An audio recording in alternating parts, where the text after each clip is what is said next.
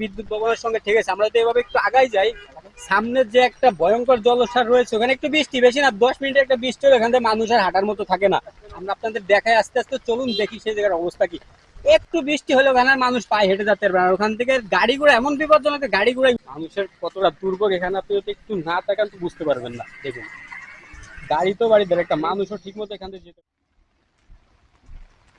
খুলনার সব থেকে ব্যস্ততম একটা সড়ক আমরা আজকে যেখানে আছি, এখানে বর্তমান পরিস্থিতি আপনি যদি দেখেন, পুরো পিছনেরটাই পর্যন্ত একটা না একটা রাস্তা।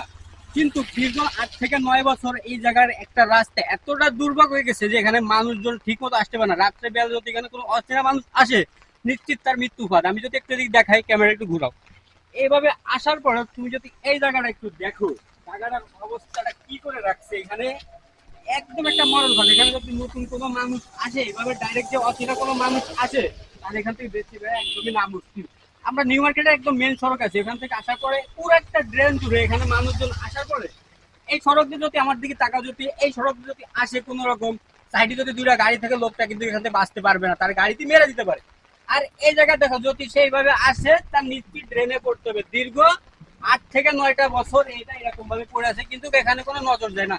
এমনকি এখানে অনেক বড় বড় লোক যায়, যা আশা করে, কিন্তু তাদের চোখে গুলো পড়ে না। তুমি যদি একটু খেয়াল করো, এটা পুরোটা একটা গভীর রাস্তা দেখো, এখান থেকে মনে করে মানুষ যার একদম অনুপযোগী একটা রাস্তা, কিন্তু এই পর্যন্ত আল্লাহর রহমতে কেউ চোখে পড়ি নাই। এভাবে যদি হাঁটো, দীর্ঘতম এরকম বড় একটা রাস্তা, একটা অচেনা কোনো মানুষ যদি এই রাস্তাতে আসে, নিশ্চিত এখানে পড়বে, তার মৃত্যু কনফার্ম। কিন্তু এই পন্থী কোনো লোকের এই জায়গা চোখে পড়ি নাই। আমরা এটা শুধু এটা না, এখান থেকে যদি আমরা একবার সোজা হাঁটি দেখতে পারবো, আগা মাথায় রাস্তাটা পুরো এরকম। আমার সাথে একটু আসো দেখাই। এখানে বৃষ্টি হলে তো চলার মতো কোনো পরিস্থিতি থাকে না, যদিও হয়ে যায় বাইচান্স, দুঃখজনক ব্যাপার, কিন্তু হাঁটার মতো পরিবেশ থাকে না। আমরা এখানে একটু খেয়াল করে আমরা দেখতে পারবো, এখানে গাড়ি ঘোড়া কত কষ্ট করে এখানে যায়। মনে করেন এখানে গাড়ি যাওয়ার একদমই প্লেস থাকে না, এই একটা অবস্থা। দেখুন, রাস্তার এতটা ভয়ঙ্কর, যেখানে গাড়ি মিনিটে মিনিটে মনে হয় যেখানে পাল্টি খাওয়ার অবস্থা যায়। মানুষ তো চলার উপযোগী না। দেখুন দেখুন সামনে দেখুন, গাড়ি কিভাবে বাইক যাচ্ছে, এখানে দেখুন কতটা ঝুঁকি নিয়ে পার হচ্ছে এখান থেকে। আসলে এগুলো দেখার এখানে কেউ নাই, ঠিক আছে। 8-10টা বছর মনে করেন উন্নয়ন হয়েছে, খালি উন্নয়নের জোয়ারে দেশ ভাসিয়েছে ছাড়া কিচ্ছু হয় না, এখন অব্দি কিচ্ছু হয় না দেশে।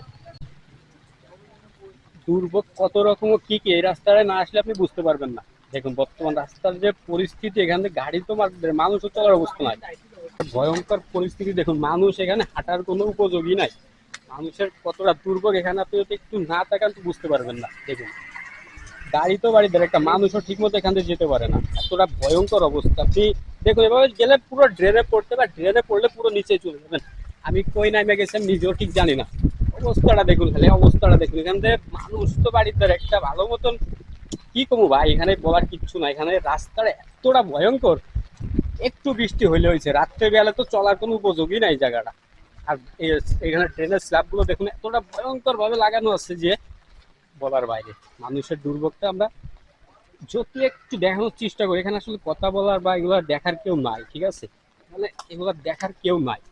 দেখুন মানুষের অবস্থাটা দেখুন।